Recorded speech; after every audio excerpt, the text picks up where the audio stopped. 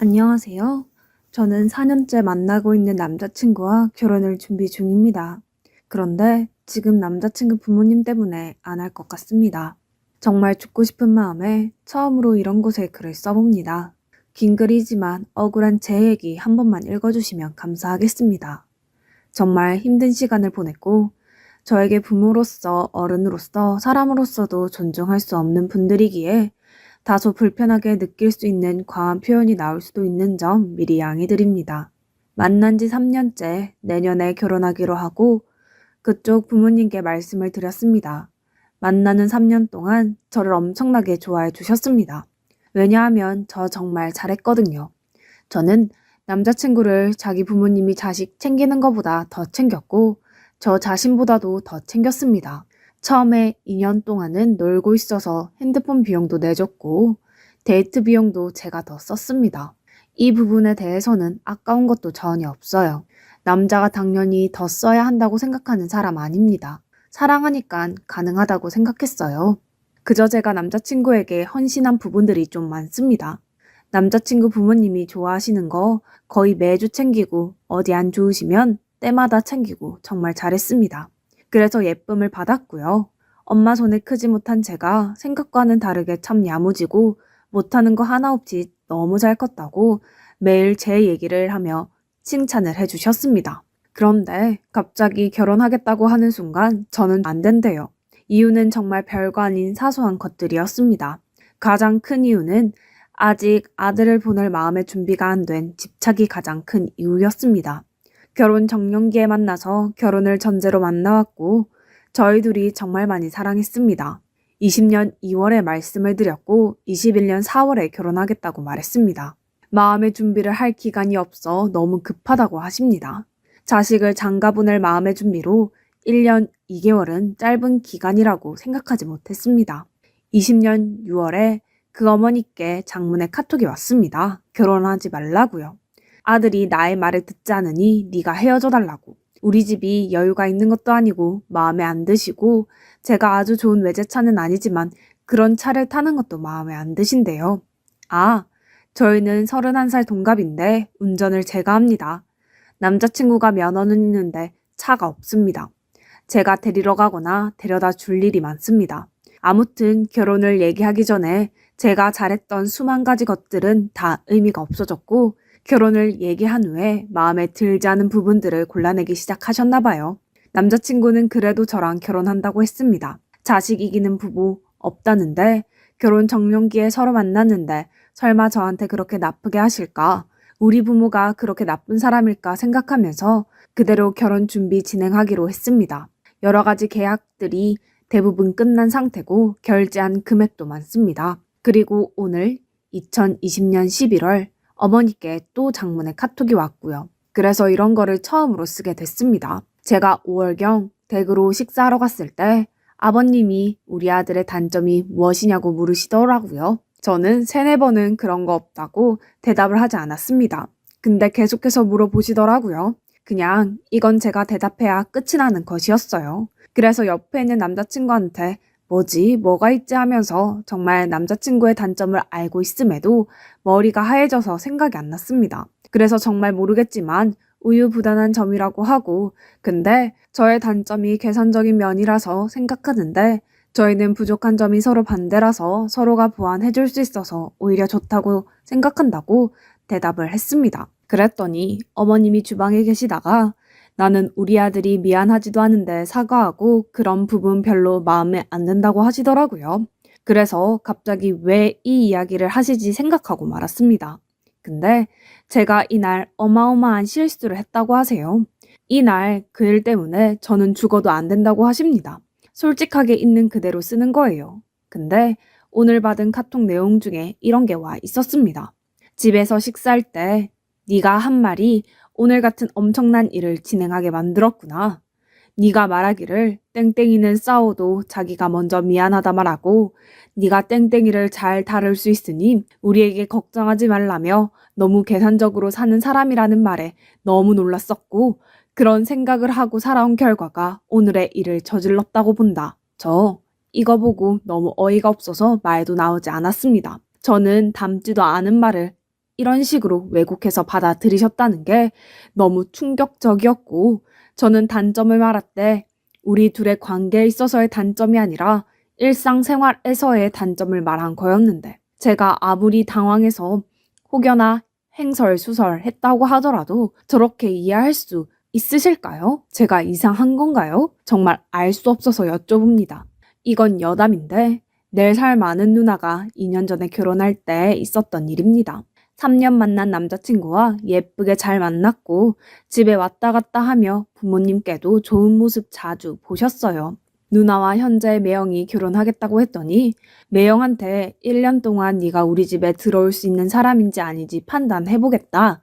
1년 뒤에 다시 얘기하자고 하셨었대요. 그래서 그 시간을 기다리고 결국 결혼을 하셨고요. 그쪽 부모님이 많이 보수적이십니다. 심각한 꼰대 정도의 표현도 부족한 것 같습니다. 누나가 결혼한 뒤에 집을 사셨는데 누나 방을 그대로 만들어 주셨어요. 저에게는 여자는 출가 외인이라고 말씀하시면서도 그쪽에서는 해당하지 않는 것인지 여러 가지 말들을 종합해보면 참 이중적인 부분이 많았습니다. 저희가 결혼 준비를 하는 데 있어서 저는 어떤 도움도 바라지 않았고 혹시나 둘째를 보내시며 적적해 하실까봐 같이 모시고 사는 것도 좋다고 말했습니다. 참고로 저희 아빠는 혼자 사십니다. 혼자 저와 제 동생을 키우셨으며 제가 이렇게 말했더니 친구들 주변 사람들 모두 미친 소리 하지 말아라. 저처럼 생각하는 사람 요즘 없다고 합니다. 근데 저는 엄마 없이 자랐고 혼자 컸습니다. 혼자 있는 시간이 많았고 그렇게 자라와서 그런지 시끌벅적하게 사람이 많이 사는 집이 항상 부러웠습니다. 그래서 그쪽 부모님과 같이 사는 것도 정말로 좋아서 그렇게 말씀을 드렸습니다. 물론 이건 죽어도 안 된다고 하시기 전에 마음이었습니다. 결론은 불편해서 싫으시대요. 우리 가족의 문화가 바뀌어지는 것 같다고 하셨고 우리가 부족해서 아들밖에 준비 못 해주신 것 같아서 자존심이 상하시대요. 그리고 그렇게 생각하는 요즘 애들 많다고 그거 별로 대단한 거 아니라고요. 칭찬받으려고 한 얘기는 아니지만 그래도 마음이 좋지는 않았습니다. 그쪽 부모님은 아들이 정말 귀하게 대해요. 그래서 딸들과 다르게 아들은 장가 보내는 게 사람을 집으로 들이는 것이니 신중하다고 하십니다. 너무 귀해서 마음의 준비도 힘드신 거겠죠.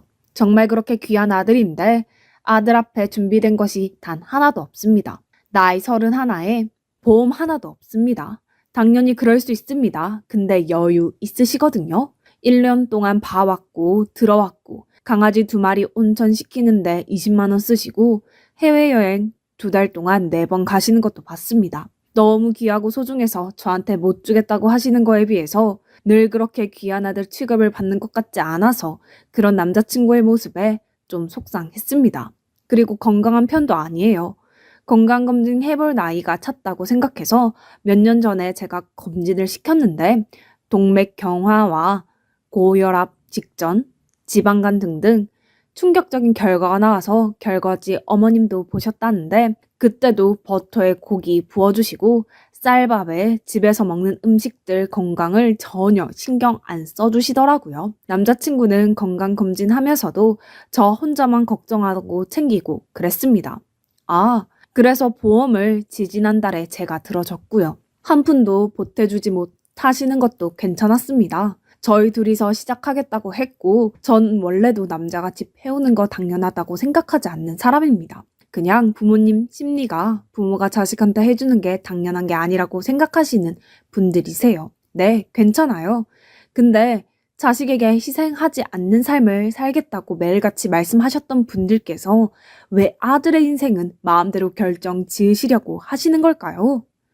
워낙 고집이 세시고 원하는 대로만 이루어져야 하는 성격이라고 하십니다. 그래서 아들의 인생도 아들이 얼마나 정신적으로 힘든 시간을 보내던지 상관없이 원하는 대로 이루고 싶으신가 봐요. 남자친구가 원래 비혼주의자였습니다. 저를 만나면서 결혼 생각을 하기 시작했고 여태 사회생활 제대로 해본 적도 없고 20대 후반까지 놀다가 취업을 했으니 힘들었을 거예요. 그리고 약간 험난한 직업군이라 주 6일을 일하며 그렇게 노는 거 쉬는 거 좋아하는 애가 정말 힘들게 버티길래 왜 그렇게 힘들게 버티냐고 했더니 저랑 결혼하려고 그렇다는 말을 듣고 원래도 결혼을 생각하고 평생 함께할 거라고 생각은 했지만 이제 정말 믿어도 되겠구나 싶었습니다. 아들이 이런 이유로 열심히 살기 시작했는데 뭔가 목표 의식을 부모님이 무너뜨리시니까 많이 힘들어 했습니다. 스트레스로 인해 역류성 식도염, 지루 피부염 등 아픈 부분들이 생겨서 또 마음이 아팠습니다. 저도 3개월간 날마다 울고 지금까지 계속 악몽을 꾸고 있습니다. 남자친구 부모님께서 제가 자는 시간 내내 저를 찾아오시는 꿈도 꾸고 저번 주에 꿨던 꿈은 지금도 생생합니다. 아무튼 저도 아주 힘든 시간을 견디고 있지만 남자친구가 가장 많이 알아주고 있고 또 남자친구는 중간에서 더 많이 힘들었을 거예요. 그리고 남자친구 원래 비혼주의자입니다. 평생 결혼 생각이 없던 사람입니다. 저를 만나면서 결혼을 생각하고 열심히 살기 시작했던 거예요. 근데도 눈 하나 깜짝 안 하십니다. 그냥 저는 안 되나 봐요. 그런데요, 저는 여기서 그분들을 더는 존중하지 않겠다고 생각했습니다. 저는 한때 예뻐해 주셨다고 해도 남이잖아요. 미워하실 수 있어요. 저는 상처 주실 수도 있어요.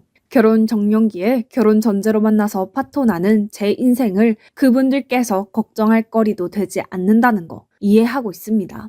근데 아들이 이렇게나 힘들어하는데 져주지 않으시는 모습을 보니 결국엔 아들을 잃게 되더라도 나의 뜻대로 되어야 한다고 생각하시는 거잖아요. 사랑하는 제 남자친구가 결론적으로 소중한 아들 취급을 못 받는다고 느껴졌습니다. 저는 거기서 너무 화가 났고 이제는 어른으로서도 존중할 수 없겠다 싶었습니다. 저는 첫째 딸이고 아빠가 저를 많이 신뢰하고 믿으세요. 남자친구는 둘째고 누나랑 나이 차이가 좀 나서 그런 것인지 부모님께서 아직 미성숙하다고 생각하시고 약간 모자란 취급도 하십니다. 실제로 아가라고 부르세요.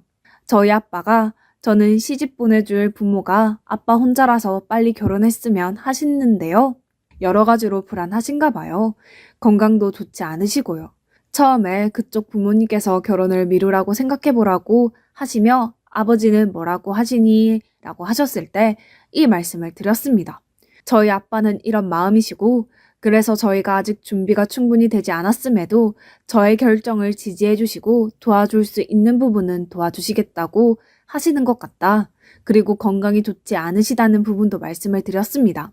서로 결혼한다고 말씀을 드렸고 준비하는 과정에서 당사자도 아닌 부모님께서 파토 내시는 게 너무 하찮고 작은 저의 인생이라도 그분들께 배려받을 거리가 되지 못했다는 것도 너무 힘들었고 조건적으로 따지고 싶지 않지만 이렇게까지 밀쳐지니 억울한 마음이 생기기 시작했습니다. 돈도 제가 더 많이 벌어오고요. 비록 이혼 가정이지만 저희 아빠는 준비해 두신 게 있으셔서 도와주실 여유도 많으십니다. 그리고 저희가 결혼한다니까 사람들이 저는 아쉽게 하는 결혼이고 남자친구는 진짜 잘 가는 장가라고 합니다. 그런 말 듣고 좋은 건 아닌데 누구나 그렇게 생각하는데도 그래도 난 그쪽 집에서 인정 못 받는구나 했습니다. 결국 제가 잘 나가는 것은 중요한 게 아니었어요. 그분들께 그냥 골칫거리인 제가 이 세상에서 없어지는 걸 원하시는 거예요. 사지 멀쩡하고 모자람 하나 없이 남부럽지 않게 예쁘게 잘 키워준 나도 아빠의 소중한 딸인데 그 정도로 취급하시니까 너무 서로 정신적으로 힘들었습니다. 저희 아빠 자랑 조심스럽게 조금만 해볼게요. 저희 아빠는 40대 중반으로 보이는 60대 초반이세요. 자기 관리 아주 잘하고 멋쟁이라 제 주변에 저희 아빠 팬이 엄청나게 많아요. 어릴 때 시골에서 너무 가난하게 자랐고 그 사정으로 인해서 아예 어릴 때부터 친척 손에 맡겨 자라셨습니다. 그때 가난하게 자랐던 게 한이 되어서 자수성가하시고 현재 부족함 없이 서초동에 25년 넘게 살고 계십니다. 어릴 때 돈 없었던 게 한이 돼서 지금은 명품 외에는 걸치지 않으십니다. 에르메스를 즐겨 입으시고요.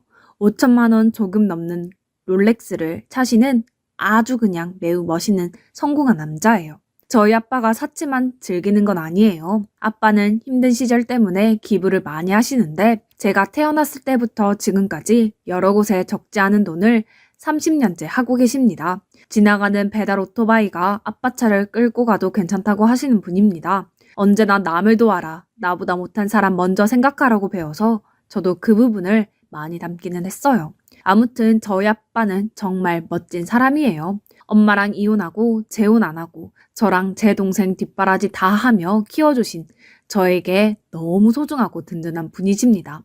옛날에는 저희 아빠가 여자는 집안일 해야지 얻을 여자가 가부장적이고 그런 마인드이셨던 분이셨습니다.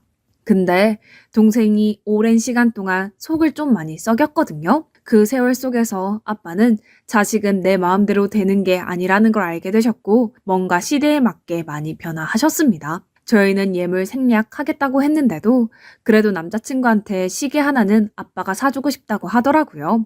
그리고 저희 아빠 예비 사위한테 부담 주지 않으려고 식사하는 자리에서 질문도 한 개 안 했습니다. 얼마 전 얘기하다가 알게 된 건데 아빠는 저를 데려갈 남자는 현금으로 5억은 준비해 와야 한다는 게 기준이었대요. 듣고 어이가 없었는데 그 정도는 가져와야 저를 줄 수 있다는 거예요. 왜냐하면 저는 아빠의 소중한 딸이니까요. 그런데 제가 지금 만나고 있는 사람은 아빠 기준에 닿지 않는 능력과 경제력을 가지고 있지만 그래도 제가 결정한 사람이고 아빠는 저를 많이 믿기 때문에 저의 결정을 믿으시는 것이었습니다. 저 어릴 때부터 아빠가 부족해봐서 힘들어봐서 저는 그렇지 않게 정말 바라셨어요. 아무튼 아빠의 기준과 욕심은 크웠어도 부모 입장에서는 이혼 가정이라서 그런 건 아닌지 여러 가지 실망하실 것 같아서요.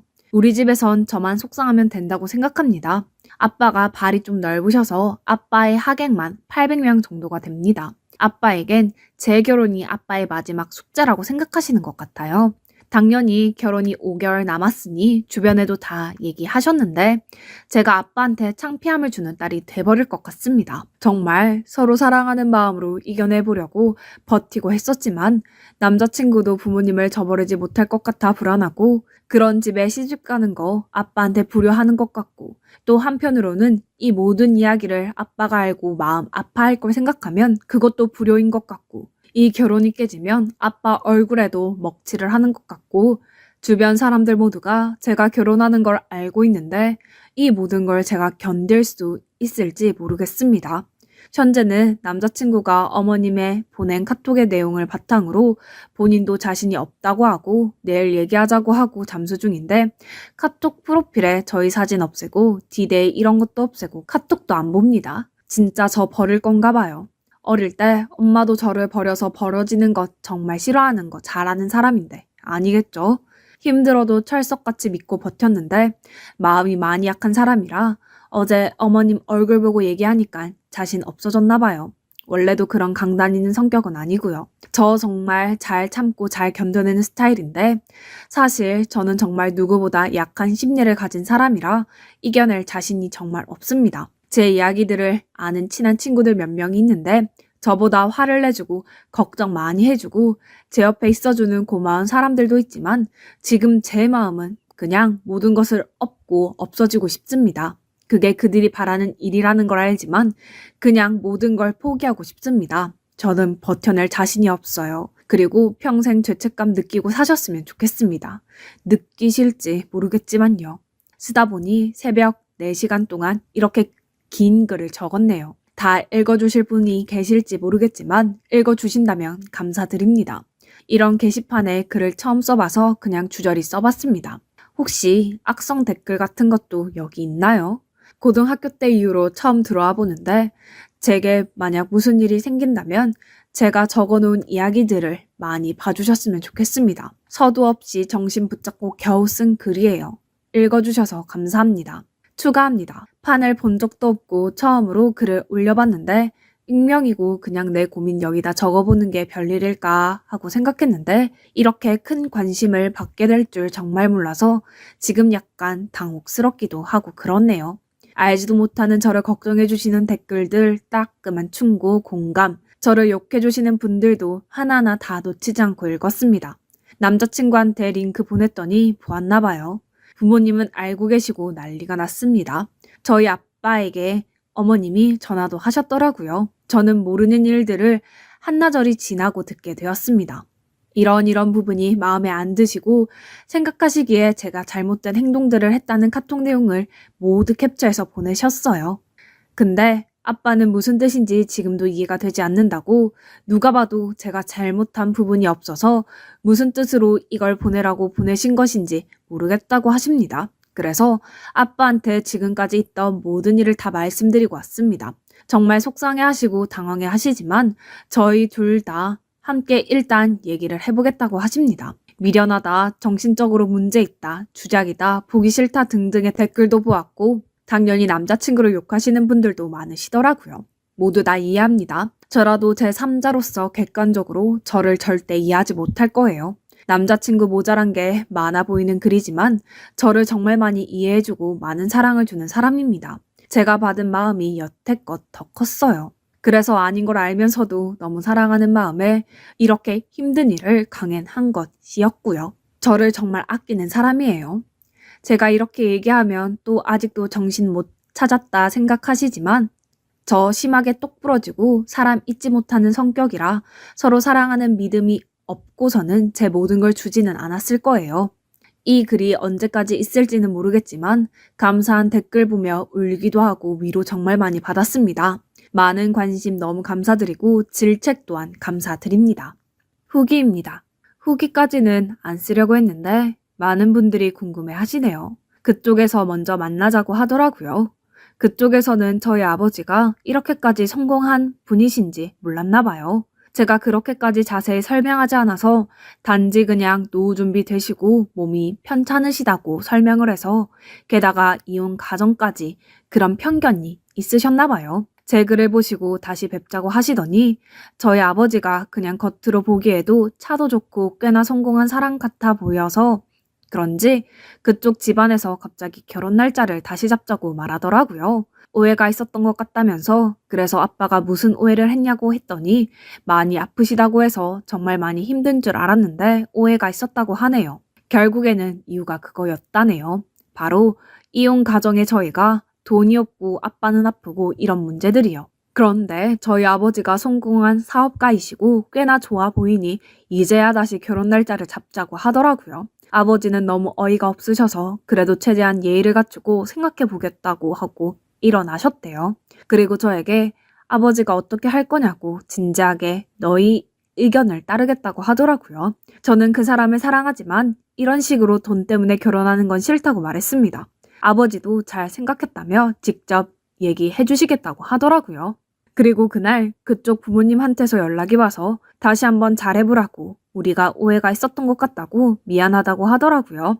그냥 저는 마음을 정했고 다시는 연락하지 말고 결혼 없었던 걸로 하자고 하고 파혼했습니다.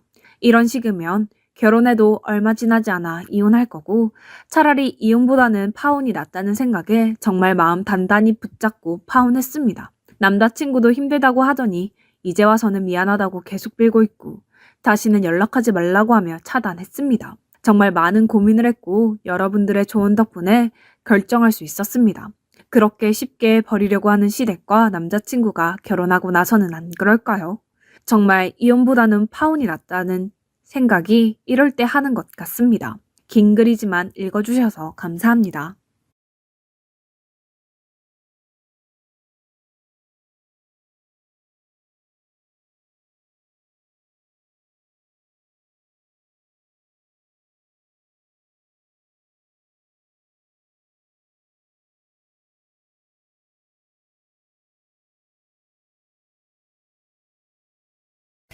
안녕하세요.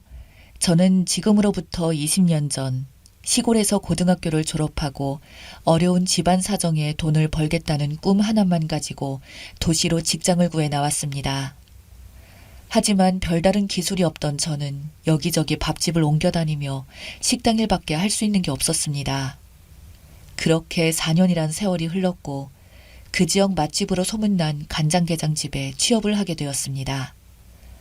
손님이 끊이지 않는 간장게장 가게는 아침부터 저녁까지 정말 쉴 틈이 없었습니다. 거기다 사장님은 손님에게 매우 친절하고 너그러우신 분이었지만 직원들에게는 깐깐하기로 유명했습니다. 갈 곳 없던 저는 가게 영업이 끝나면 이곳 쪽방에 머물게 해준다는 사장님의 말씀에 선택의 여지가 없었습니다. 그때 제 나이 25살, 사장님의 나이 45살이었습니다. 사장님은 그 나이가 되도록 결혼을 하지 않으셨지만 돈에 대한 욕심 그리고 간장게장에 대한 자부심이 대단하셨습니다. 그렇게 저는 그곳 식당에서 일을 하게 되었고 사장님은 식당이 한가해지면 사장님 집에 가서 청소며 빨래를 하고 오라고 집안일까지 시켰습니다. 저는 어린 나이였기에 식당에서 일하는 것과 사장님 집 청소를 하는 것을 당연하게 생각했습니다. 어차피 저는 월급을 받는 종업원이었으니까요. 그러던 어느 날 제가 청소를 하는데 사장님이 집에 오셨고 저는 그 이후로 낮에는 식당, 밤에는 집안일은 물론 밤을 보내야 했습니다. 그러던 중 저는 원하지 않던 임신을 하게 되었습니다. 그래서 사장님께 임신을 하였다고 말씀을 드렸습니다. 그랬더니 다짜고짜 방으로 들어가셔서 제 짐가방을 하나 챙겨 던지시면서 무서운 말씀을 하셨습니다. 배가 불러가지고 가게 왔다 갔다 하는 꼴은 내가 못 보니까 지우고 와. 어떻게 자기 핏줄한테 그럴 수가 있으세요? 핏줄은 개뿔.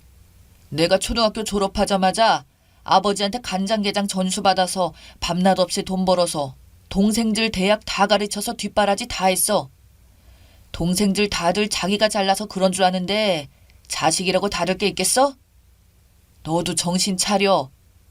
수술비 이거 하나면 충분할 거야. 이거 갖고 가서 어디 가서 몸조리 하고 와. 나는 내가 할 말 다 했다.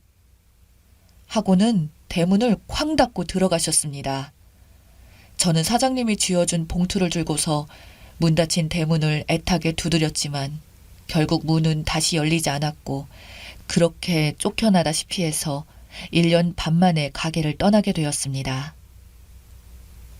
그리고 저는 혼자서 딸아이를 낳았습니다. 그런데 딸아이가 커가면서 내 딸이 조금씩 이상하다는 걸 알게 되었습니다. 3살이 되었는데도 말도 잘 못하고 말을 하더라도 한 단어만 반복하거나 제 눈을 마주치지 못해 말을 하고 있으면 제 가슴이 답답해서 가슴을 치게 되었습니다. 그래서 결국 병원을 찾았더니 자폐 증상이 있다고 하더라고요. 저는 고개를 저었습니다. 왜 나한테 이런 일이 벌어지는지, 아빠 없이 지금껏 잘 키워왔는데 이 아이를 앞으로 어떻게 키워야 할지 너무도 막막했습니다. 그리고 앞으로 병원 다니고 치료에 드는 비용 어떻게 감당해야 할지. 저는 어쩔 수 없이 간장게장 사장님 가게를 찾아갔습니다. 여전히 장사는 잘 되고 있고 사장님도 여전히 냉정했습니다. 제가 가게로 들어가자 저를 기억은 하고 있었던지 놀라면서 손을 잡아 끌며 가게 건너편 가게로 데려오셨습니다. 그러면서 하시는 말씀이 여긴 네가 웬일이야? 우리 아기가 아파요. 좀 도와주세요. 지금 무슨 소리 하는 거야? 우리 아이라니. 네가 어디 가서 뭔 짓을 하고 다니다가 낳은 애인지 모르겠는데 우리 아이라고? 말 같은 소리 그만하고 다신 내 앞에 나타나지 마. 그렇게 엄포를 놓고는 자리를 떠나셨습니다. 저는 온몸이 부들거리고 소름이 끼쳐서 그 자리에서 움직일 수가 없었습니다. 아직도 전 그 사람 앞에만 있으면 8년 전 그날처럼 바보가 되었습니다. 그렇게 큰맘 먹고 찾아갔던 그 이후 저는 제 가슴을 치며 독해져 갔습니다. 이젠 제가 아니라 이 아이를 위해서라도 그리고 그 짐승만도 못한 인간에게 그 죗값을 치르게 하기 위해서라도 길을 쓰고 살아야 했습니다. 감사하게도 장애인을 위한 다양한 제도들이 있어 사회복지사로부터 도움을 받을 수 있었습니다. 그리고 저는 우리 딸아이가 제게 태어난 것을 후회하지 않도록 정말 열심히 키웠습니다. 딸아이의 자폐는 그래도 더 이상은 많이 나빠지지 않고 차츰 호전하는 반응을 보여왔고 제게도 희망이 차올랐습니다. 그렇게 또다시 10수년이 흘렀고 우연히 지인으로부터 알고 지내던 복지관 선생님으로부터 간장게장 사장의 소식을 듣게 되었습니다. 그런데 제가 전해 들은 내용은 뜻밖이었습니다. 그 지역에서 간장게장 식당을 운영하시는 대박식당 사장님이 여태껏 결혼도 안 하고 열심히 식당 운영으로 버신 돈으로 지역 장학생들을 후원하고 계신다고 그래서 그 학생들이 아버지라고 부른다고 그 인품을 칭찬하는 거였습니다. 저는 기가 찼고 내 속에서 뭔가 올라오려고 하였습니다. 그 실체는 정말 무서운 사람이라는 것을 다 쏟아놓고 싶었지만 저는 꾹꾹 눌러 참으며 쓰는 숨을 지었습니다. 제 자식은 나 몰라라 버리고 바깥 세상에선 선인으로 살며 호인처럼 고개 빳빳이 존경받고 있다니 정말 몸서리가 쳤습니다.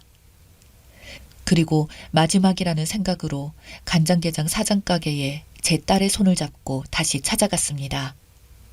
그런데 바쁜 시간이라며 저를 크게 한번 보더니 건너편 가게에 가서 기다리랍니다. 저는 카페에서 1시간 이상을 제 딸아이와 기다렸습니다. 바쁜 시간이 좀 지났는지 박 사장은 카페로 들어왔고 제가 딸아이에게 인사를 시켰습니다. 진아야, 네 아버지야. 아직 성취하는 아이지만 아이는 박 사장께 인사를 했고 박 사장은 그런 제 딸을 보고는 혀를 찼습니다. 야, 내가 지금 자식들이 얼마나 많은데 네가 감히 이런 걸 내 핏줄이라고 우기는 거야? 사장님은 하나도 안 변하셨네요. 어디서 굴러먹다가 지금 날 찾아와서 냅다 협박하면 통할 줄 알았어? 아무리 그래도 피는 못 속여요. 너 말 한 번 잘했다. 내 피에서 이런 모자란 게 나왔다고? 아무리 그래도 어떻게 그런 말씀을 하세요? 너 입 조심해. 내가 이래봐도 사회적인 지위와 체면이 있지. 왜 창피하게 하니? 너 돈이 필요해서 그래? 그럼 가게 나와서 일해. 내가 월급 줄 테니까. 내가 참 기가 차서. 제가 내 딸이라고? 간장게장 사장은 한심하다는 듯 저와 제 딸을 번갈아 훑어보더니 자리를 떴습니다. 뭐? 모자란다고? 저는 제 딸을 무시한 사장의 태도에 지금껏 참아왔던 분노가 치밀어 올랐습니다. 그리고 결심했습니다. 이 빚은 꼭 갚겠다고요. 저는 더 이상 20년 전에 제가 아니었으니까요. 저는 다음 날 그 사장 가게로 찾아갔고 가게에서 종업원으로 일을 시작했습니다. 그리고 저는 그때부터 친자 확인에 필요한 여러 가지 증거들을 수집할 목적에만 몰두를 했습니다. 그러나 좀처럼 기회가 오지 않았습니다. 그러다 사장이 매주 목요일 바쁜 시간이 지나면 어디론가 간다는 것을 알게 되었습니다. 그렇게 저의 미행이 시작됐고 저는 간장게장 사장이 한가한 시간대 모텔을 드나든다는 것과 그 모텔 함께 가는 여자가 다방 아가씨들이라는 걸 알게 되었습니다. 아가씨는 한 아가씨도 아는 건지 돌아가면서 바뀌는 상황이었습니다. 어느 날 저는 디데이를 정하고 월차를 내고 모텔 앞에서 아가씨를 기다렸습니다. 그리고 아가씨에게 부탁을 하였습니다. 방에 들어가서 사장에게 수면제를 탄 음료를 마시게 해달라고. 물론 사례금으로 현금 10만 원을 함께 건넸습니다. 그렇게 저는 사장이 잠든 틈을 타서 사장의 머리카락을 채취하였습니다. 그리고 친자 확인 검사에 들어갔고 친자 확인서를 제 집에 보관하여 두었습니다. 내 나이는 이제 45살이 되었고 사장의 나이 65살이었어요. 그래, 내가 죽기 전에 피 같은 내 딸에게 아비인 간장게장 사장의 재산을 꼭 쥐어주리라 결심했습니다. 그리고 저는 아무 일도 없었다는 듯 일상으로 돌아왔고 사장의 철면피 같은 두 얼굴에 헛구역질이 올라왔지만 그때마다 입술을 깨물며 버텼습니다. 그리고 가게에는 박 사장의 여동생이 얼마 전부터 가게를 돕고 있었는데 그 동생은 대학을 나와 결혼도 하고 잘 살면서도 자꾸 사장한테 간장게장 분점을 내고 싶다고 레시피를 탐내고 있었습니다. 그럼에도 사장은 동생들은 다 필요 없다면서 분점은커녕 레시피도 알려주지 않았습니다. 그렇게 혼자만 영웅으로 사회에 인정 많은 인간으로 이기적으로 살아가는 사람이 사장이었습니다. 그렇게 저의 악몽 같은 시간들은 세월 속으로 흘러갔습니다. 그러던 어느 날 박 사장이 모텔에서 숨을 거두었다는 것입니다. 정말 뜻밖의 죽음이었습니다. 사장의 동생들은 모텔에서의 죽음을 미화하며 과로사라고 지인들에게 전했습니다. 그렇게 아내도 자식도 없던 사장의 장례식은 사장의 여동생과 남동생이 지키게 되었고 저는 당당하게 저의 딸과 함께 그 장례식장을 찾았습니다. 진아야, 얼른 인사드려야지. 고모랑 삼촌이셔. 이 아줌마가 미쳤어? 놀라셨죠? 소개가 늦었습니다. 이 아이가 돌아가신 사장님의 친딸입니다. 아줌마, 뭐라고요? 누구 딸? 거짓말하지 마쇼. 사장의 그 동생들은 식당에서 함께 일하던 제가 갑자기 나타나서 제 딸이 박 사장의 딸이라고 하자 그야말로 경악을 하더군요. 저는 그 자리에서 바로 준비해간 유전자 친자 확인증을 내밀었습니다. 그런데 두 남매는 믿지를 않는 겁니다. 저는 믿을 수 없어요. 누구 씨를 가지고 검사했는지 알게 뭐예요? 이거 다 조작입니다. 조작. 간장게장 사장의 재산이 꽤 많이 있었고 부동산만 해도 시가로 18억에 가게도 그 사장의 건물이었습니다. 그러니 두 남매는 자기 형이 죽자 쾌재를 불렀겠지요. 하지만 저의 친자 확인증에도 그들은 승복하지 않았습니다. 그래서 결국 친자 감정을 의뢰하더군요. 그리고 저는 원한다면 그렇게 하자고 했습니다. 그리고 이제야 저는 제 딸아이가 간장게장 사장의 친딸임을 인정받았습니다. 결국 모든 상속권은 제 딸에게 넘어왔습니다. 길고 긴 이 싸움에서 승자가 있다고 말할 순 없지만 끝까지 자기 딸로 인정하지 못하고 매몰찼던 그를 생각하면 그의 죽음은 제게 있어서 단 한 푼의 연민도 생기지 않았습니다. 지금은 우리 딸아이와 그 사장이 남긴 재산으로 행복한 삶은 살고 있습니다. 복수하고 싶었던 그 마음을 끝까지 포기하지 않고 실천한 덕에 저는 현재 다른 인생을 살고 있습니다. 여러분들도 힘든 일이 있어도 포기하지 않고 열심히 살아간다면 언젠가는 좋은 날이 올 것입니다. 여기까지가 제 사연이었습니다. 들어주셔서 감사합니다.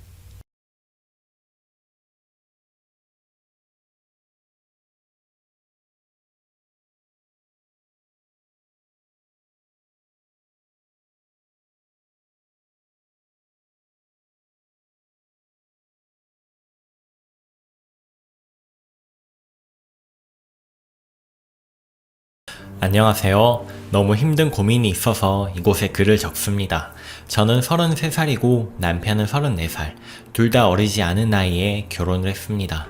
남편이 공기업에 다니는데 직종상 여초인 곳이라서 20대 후반 그리고 남편 또래의 여성 동료들이 많습니다. 남편은 제가 자기 맘에 안 드는 행동, 예를 들면 밑반찬이 없다거나 빨래를 제깍제깍 안 한다거나 하면 늘 내가 아는 여자 중에서 네가 가장 떨어진다. 우리 동료 중에는 맞벌이 하면서도 집안일, 육아 완벽하게 다 하고 직장 생활도 잘하는 여자들이 있는데 넌 왜 못하느냐 라는 말을 종종 합니다. 저는 야근이 많은 직종에서 일하고 있어서 연봉은 남편하고 비슷하지만 퇴근이 기본 9시, 10시입니다. 그래도 남편은 밥을 안 먹고 기다립니다. 본인은 저녁에 아내가 차려주는 따뜻한 식탁 받는 게 평생 꿈이었대요. 제가 퇴근하고 자정 넘어서까지 부엌에 서서 밑반찬이고 국이고 끓여놓고 저녁에 데워 먹으라고 해도 안 먹습니다. 제가 와서 차리고 끓여줘야 먹어요. 그러니까 저에게 원망이 장난이 아닙니다. 고되게 일하고 돌아오면 볼멘 소리부터 들어야 하죠. 네가 야근하고 늦게 오는 바람에 내가 지금 굶고 있다 이거죠. 내가 놀고 오는 게 아니라 일 때문에 그런다 양해 좀 해달라고 말하면 제가 무능하고 일할 줄 몰라서 야근한다고 합니다. 대체 왜 야근을 하는지 본인은 이해를 못하겠다고요. 한밤중에 빨래 돌리면 다른 집에 민폐라 주말에 몰아서 빨래하는데 아침마다 입으로 덥다고 한숨을 푹푹 쉽니다. 여자가 게으르니까 되는 게 없대요. 시어머니께서는 집안일 100% 혼자 다 하시면서 평생 직장생활 하신 슈퍼우먼이신데 여자가 부지런하면 저렇게 할 수 있는데 제가 게을러서 못한다고 합니다. 시어머니 본 좀 받으래요. 지금 결혼한 지 1년째, 임신은 안 한 상태입니다. 이 상태로 임신하면 육아도 다 제 차지가 될 게 뻔합니다. 그래서 계속 피임을 하고 있는데 남편이 며칠 전 저녁 먹으면서 그러더라고요. 계속 피임할 거면 이혼을 하자고. 임신하든지 이혼하든지 결정을 하래요. 애도 안 낳을 거면서 남의 집 대 끊지 말고 사라지라고 합니다. 대화로 해결하려고 해도 여자는 맞벌이가 필수고 집안일도 전담해야 함이라는 생각이 머리에 꽉 박혀 있어서 애초에 말이 안 통합니다. 결혼 전에는 맞벌이는 필수지만 집안일은 반반하자고 했었습니다. 결혼 전에는 왜 그렇게 말했냐고 하면 딱 잡아댑니다. 그렇게 말한 적이 없다고 하네요. 제가 고민하고 고민하다가 친정 어머니께 가서 말씀을 드렸는데 너는 그런 결혼을 왜 했느냐, 1년 만에 이혼할 거면 왜 결혼했느냐고 욕만 실컷 듣고 왔습니다. 제가 한 결혼이니 제가 평생 책임을 지라네요. 친정에 와서 죽는 소리 하면 스트레스 받으니까 그냥 혼자서 짊어지고 가라고 합니다. 그리고 이혼은 안 된다네요. 바람 피운 것도 아니고 남자라면 대부분 그렇게 생각한다며 제가 별나다고 합니다. 울면서 친정집 나서는 제 뒤에다 대고 집안 청소 깔끔하게 잘해. 여자가 집안일 제대로 못하면 무시당하고 살아. 라고 나름 충고랍시고 한마디 하시는데 듣는 순간 아, 친정도 내가 쉴 곳이 아니구나 직감을 했습니다. 저는 1년밖에 안 살았지만 너무 답답하고 짜증이 나는데 게다가 남편은 이혼하자는 말 입에 달고 사는데 계속 살아야 할 이유가 있을까요? 저도 남편에 대한 불만으로 폭발 직전이지만 남편으로서도 게을러 빠져서 해야 할 것도 제대로 안 하는 개념 없는 마누라인 제가 불만스러워 견딜 수가 없는 상태입니다. 하루는 하도 심하게 말을 하길래 좋게 말해도 될 걸 왜 그렇게 말하느냐 하니 본인이 저에게 불만사항이 너무 많아서 도저히 좋게 말이 안 나간대요. 정말 이혼하고도 친정하고도 연을 끊어야 하는 건지 아니면 여자들은 다 이렇게 사는데 제가 유난인 건지 알고 싶습니다. 추가입니다. 저는 경북 소도시에서 컸고 대학을 부산에서 다녔습니다. 직장을 서울에서 잡아서 서울 생활 몇 년 했지만 직장 동료들과 사적으로 친해지지 않는 타입이라 주변에 친한 친구들이 전혀 없었습니다. 그래서 남편이 부당하다는 생각을 자주 했지만 딱히 하소연할 때도 없고 직장 동료들이나 잘 모르는 지인들에게 집안 얘기를 해봤자 다 제 허물이라고 생각하고 일절 안 했습니다. 여기에 글 쓰니까 다들 답변 달아주시고 남편에게 너무 기죽어 살 필요 없다고 하셔서 용기가 나왔습니다. 감사합니다. 친구한테 하소연한다고 생각하고 몇 자 더 쓸게요. 오늘 저녁에 퇴근해서 돌아오는데 어머니에게 전화가 왔습니다. 그때는 너무 화가 뻗쳐서 막 말했는데 미안하다. 네가 살기 힘들면 이혼해라. 아직 애도 없는데 걱정하지 말고. 어머니가 원래 굉장히 신경질적인 성격이라 아마 제가 1년 만에 이혼 어쩌고 하니까 화가 나서 소리 질렀던 모양입니다. 하지만 어머니가 보수적인 분인 건 변함없고요. 아마 지금 말은 그렇게 해도 이혼한다 혹은 다른 잡음이 난다 싶으면 또 폭언을 퍼부을 게 분명합니다. 저 잘할 때도 내내 그랬으니까요. 친정 어머니에게는 사실 큰 기대를 안 하고 있습니다. 서두가 길어졌네요. 이 이야기를 쓰려는 게 아니고 오늘 밤에 남편하고 얘기를 좀 했습니다. 사실 월요일이고 해서 주말에 천천히 얘기하려고 했는데 어머니 전화 받고 약간 용기가 나왔던 게 사실입니다. 11시쯤 들어가니까 아니나 다를까 또 기다리고 있더군요. 밥 다 차려주고 먹고 난 다음에 조심스럽게 이야기를 시작했습니다. 제 기분이나 사정에 관해 얘기를 하는데 중간에 끊고 막말을 할 줄 알았는데 뜻밖의 다 듣더군요. 다 듣더니 제가 솔직하게 심정을 말하니까 본인도 까놓고 말한다고 합니다. 일단 본인은 직업도 좋은 편이고 인물도 좋으니 남편은 키도 크고 잘생겼습니다.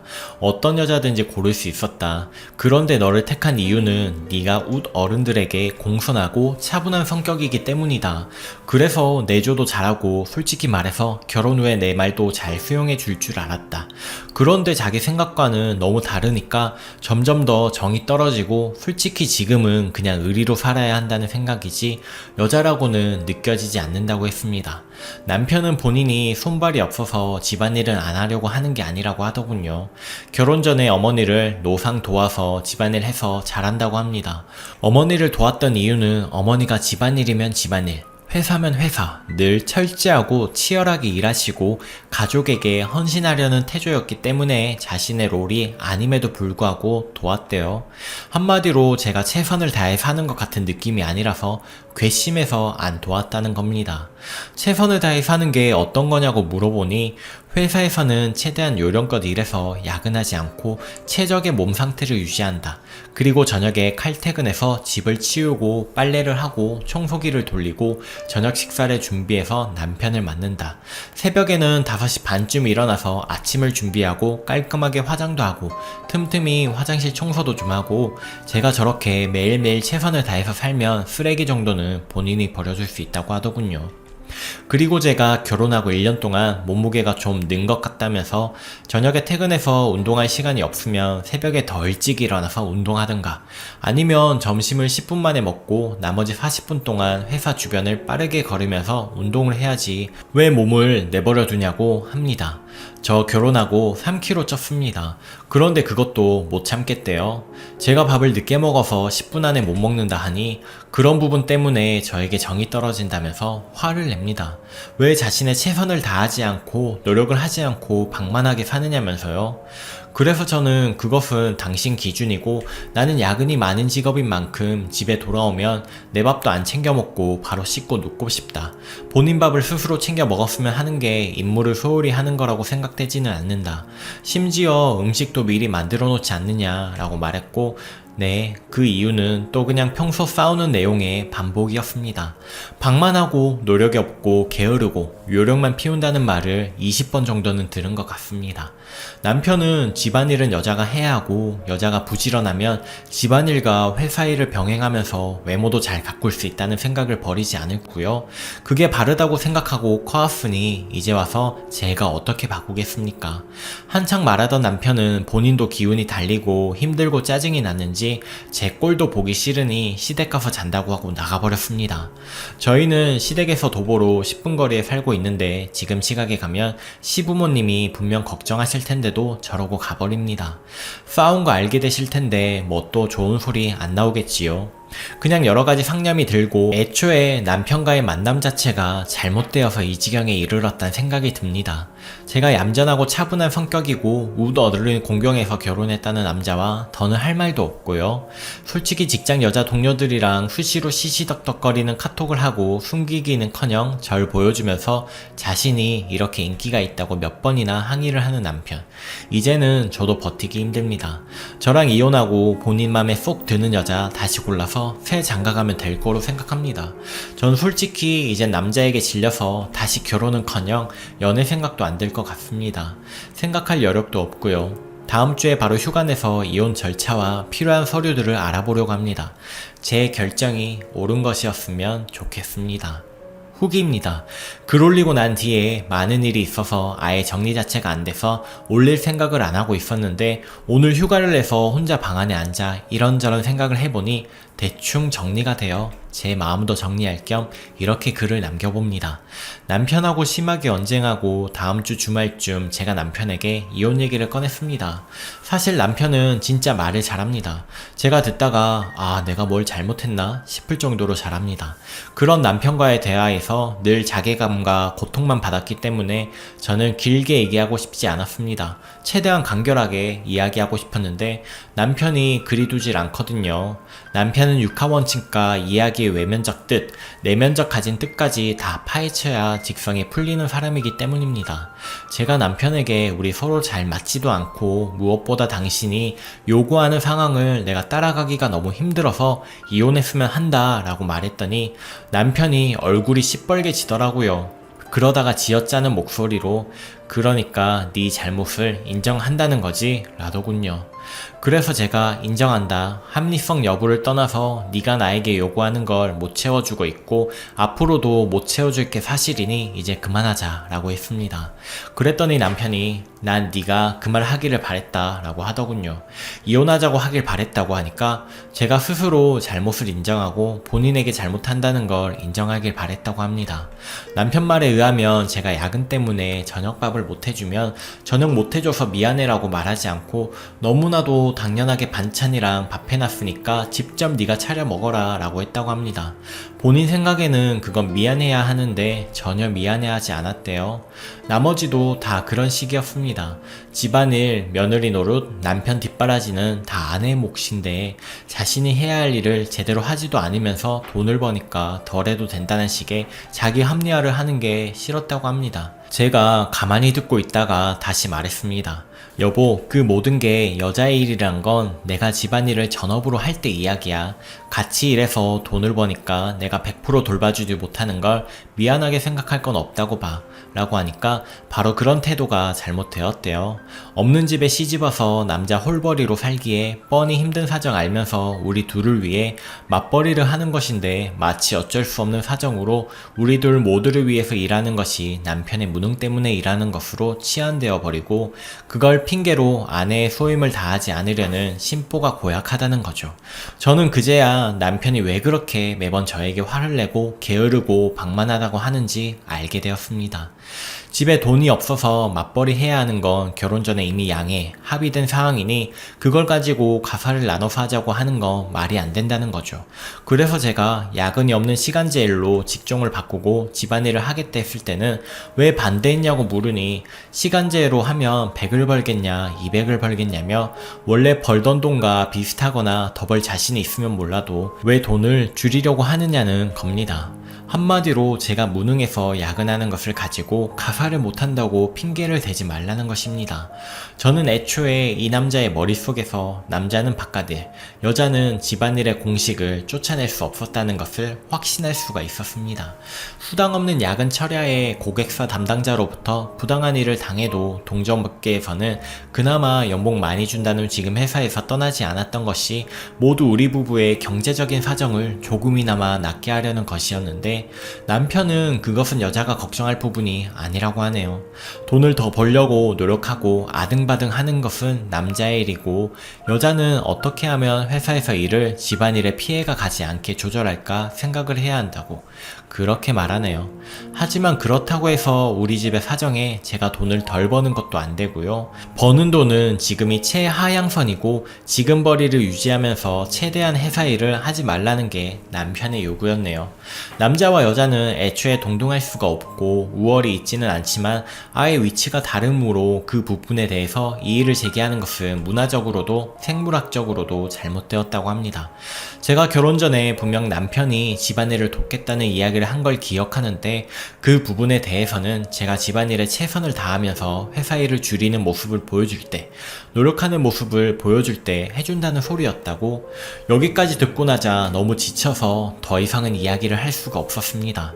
저는 저를 지도하는 코치나 선생님, 부모님을 상사든가 사는 것이 아니라 함께 어려움을 극복해 나가는 배우자와 살고 싶었던 것인데 그게 안 되니까 남편의 입장은 현대의 성관념과는 너무나도 다르지만 본인은 그게 진리라고 생각을 하고 있으므로 바꿀 수도 없을 거고요. 결국 저는 이혼을 하자고 확실하게 다시 말했고 시부모님께서는 당신이 가서 말씀드리고 친정에는 제가 말씀드리겠다고 했습니다. 남편은 저에게 어떻게 이혼 소리를 꺼낼 수 있느냐고 다시 화를 내기 시작했습니다. 본인이 이혼 소리를 꺼낸 것은 어떻게든 잘해보려는 마음이 있어서 강한 자극을 주려고 한 것이고 진심이 아니며 따라서 문제가 안 된다고 하네요. 저는 진심으로 이혼하려고 하는 것이니 잘못했다고 합니다. 줄줄 쓰다 보니 제 하소연이 너무 길었네요. 그냥 제가 남자를 잘못 보아서 저와 너무 다른 가치관을 가진 사람과 살아나가려 했던 게 잘못이라고 생각합니다. 이후 시댁에서도 친정에서도 좋은 소리는 못 들었으나 격가지 이야기 같으니 이 부분은 그냥 줄일게요. 저와 남편의 이야기로도 이미 정말 긴 글이 되어버려서 저번 주말에 이혼을 끝까지 반대하면 이혼 소송을 할 것이다. 당신이 나에게 폭언을 하고 부당한 대우를 한 것에 대해서 관련 문자, 메일 등이 있다. 전화는 녹음하지 못했습니다. 내가 마음이 확고하니 이제 포기해라 라고 말해놓았습니다. 여러분도 결혼 전에 나이 찼다고 괜찮은 사람처럼 보인다고 바로 결정하지 마시고 남편의 가치관과 인생관, 성격 등을 정확히 검증해보시고 결혼을 하세요. 제가 그 부분이 부족하여 오늘 이런 꼴을 당하게 된 것 같습니다. 긴 글 읽어주셔서 감사합니다. 후기 2. 한 달여 만에 글을 씁니다. 근데 아직 이혼은 안 했습니다. 결론부터 말하면 별거 상태고요.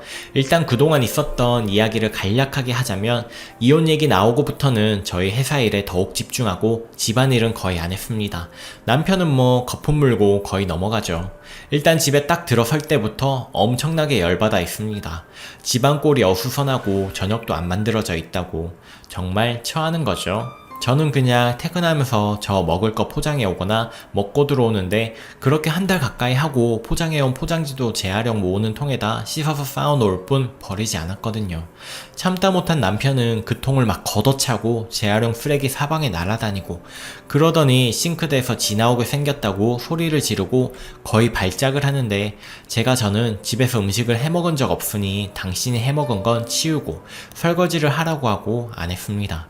집은 점점 거지꼴이 되어가고 밥솥에 남은 찬밥은 아무도 치우지 않아서 곰팡이가 났더군요.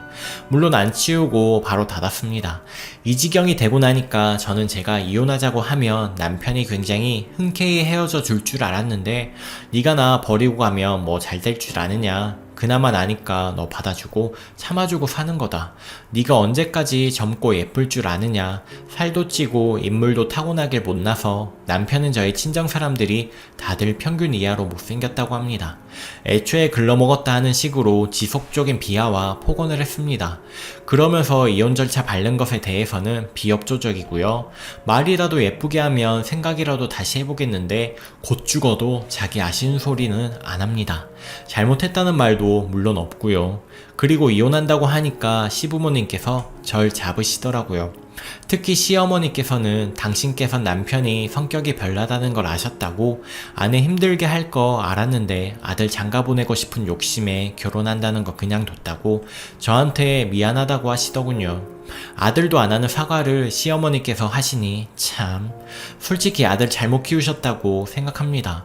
하지만 평생 회사 일에 집안일, 육아까지 도맡아서 환갑에 벌써 허리가 굽어가기 시작하시는 그분을 차마 외면하지 못하겠더군요. 제가 참 무른 인간인 것 같아요. 제가 이러니까 당하고 살았구나 싶습니다. 스스로도요. 하지만 남편 얼굴은 진짜 보기가 싫었습니다. 제가 더 많은 돈 보태서 마련한 집이라서 제가 나가기도 싫었고요. 어느 날 남편이 집골이 너무 더러워서 병 걸릴 것 같아서 집에 오기 싫다길래 잘됐다 싶어서 그럼 나가 살라고 했습니다. 남편은 시댁에 갔고요. 시부모님이 전화를 해서 둘이 좀 떨어져서 생각해보라고 남편은 시댁에서 데리고 있겠다고 하시더군요. 그리고 지금 2개월 넘게 흘렀습니다. 설 때 시댁에 갔더니 남편이 없더라고요. 시댁에서는 그냥 회사 일 때문에 나갔다고 하는데 그 회사 평일에도 출장 안 보내는데 설 때 어딜 보낼 리가 없다고 생각합니다. 친구를 만나러 가서 밤새 안 들어오는 거든지 여자를 만나서 안 들어오는 거든지 전 좋습니다. 가출도 남편이 먼저 한 거고 여자가 생기면 그건 그것대로 좋다고 생각해요. 전 놓아주겠죠. 집은 내놓은 상태고요. 이 집 팔리면 바로 각자 냈던 돈 나눠서 협의 이혼할 생각입니다. 남편이 뭐라고 생각하는지는 모르겠는데 본인도 여자 생기면 맘 바뀔 거라고 보고요. 여자 엄청나게 좋아해서 분명 금방 생길 거예요. 안 되면 올해 안에 소송 이혼 가야죠. 뭐 남편 없으니까 스트레스 안 받아도 되고 매 끼니 챙길 걱정 안 해도 되니까 회사 일도 잘 되고 아주 좋습니다. 이런 결혼을 애초에 왜 했나 싶을 정도네요. 나이 쫓겨 결혼한 게 이렇게 제 인생에 걸림돌이 될 줄은 그나마 애가 없어서 얼마나 다행인지 나이 쫓겨 결혼한 게 이렇게 제 인생에 걸림돌이 될 줄은 그나마 애가 없어서 얼마나 다행인지. 후기 3. 판에 진짜 오랜만에 들어오네요. 제 소식 궁금해하실 분이 있을 것 같아 소식 남깁니다. 남편과 협의 이혼했습니다. 2월에 글은 올해까지는 그래도 두고 보자 식으로 생각하고 올렸는데 정말 그 이후 단 몇 달도 못 버티겠더라고요. 제 나름대로는 엄청나게 참고 살아서 그런지 저도 그러한 상태고 남편도 최근에 안 거지만 새 여자가 생겼습니다. 22살 대학생인데 시어머니께 들으니 대학 학비 남은 거 다 대주고 대학원도 자기가 보내줄 거라면서 남편이 아주 난리랍니다. 시어머니는 그 여자분 너무 어리고 철도 없는 것 같다고 싫어하시던데 남편이 좋아하면 결국 결혼하겠죠. 처음에 저 붙잡던 남편도 저런 사정으로 자기가 몸이 달아 빨리 이혼하고 싶어서 난리더군요. 22살 대학생, 내 집에서는 결혼을 극렬히 반대하고 있긴 한다고 합니다. 하지만 결국 결혼할 것 같긴 한데 고소하다고 생각하는 제가 졸렬한 거겠죠. 지방에서 살다가 서울 와서 친구도 없고 마음 붙일 데도 없었는데 판에서 글 쓰고 큰 위로를 받았습니다. 정말 감사합니다. 집은 이혼 전에 정리해서 저희가 돈 낸 만큼 나눠 가졌습니다. 그동안 500 정도 올랐던데 남편이 달란 말은 없더군요. 집안 살림들은 괜찮은 건 중고나라에 내놓고 나머지는 중고 물품 매매하는 업체에 넘기고 이도저도 아닌 건 버렸습니다. 물건이 새 것이 아니라서 그런지 중고나라에 내놓은 건 일주일 만에 다 팔렸고요. 이혼 후에는 혼자 살긴 하지만 결혼했을 때 썼던 가구나 집기를 쓰고 싶은 생각이 없네요. 자꾸 생각날 것 같아서요. 친정에 가면 어머니가 자꾸 우시고 이제 어떡하느냐고 그러셔서 이번 추석도 갈까 말까 고민하고 있습니다. 그 부분이 참 힘드네요. 좋은 모습 보여드리고 싶었지만 일이 된 건 저도 착잡하네요. 하지만 더는 눈치를 보거나 내 몸이 아파 죽어도 희생해야 하는 삶이 아니라는 거. 폭언으로 자존감까지 무너뜨리는 남자를 남편이라는 이름 아래 사랑으로 위장한 채 살지 않아도 된다는 건 더할 수 없는 해방감과 자유로움입니다. 저는 자유를 얻고 22살의 어린 여대생은 자기 미래도 모른 채 현재 행복하게 살고 있겠죠. 아니면 학비를 빌미로 이용하고 그 남자를 버릴런지도요. 아무튼 저는 꽃길만 걷고 싶습니다. 응원해주신 여러분 모두 감사드립니다. 오늘의 사연은 여기까지입니다. 여러분의 생각은 어떠신가요? 댓글을 남겨주세요. 오늘도 행복한 하루 보내세요. 감사합니다.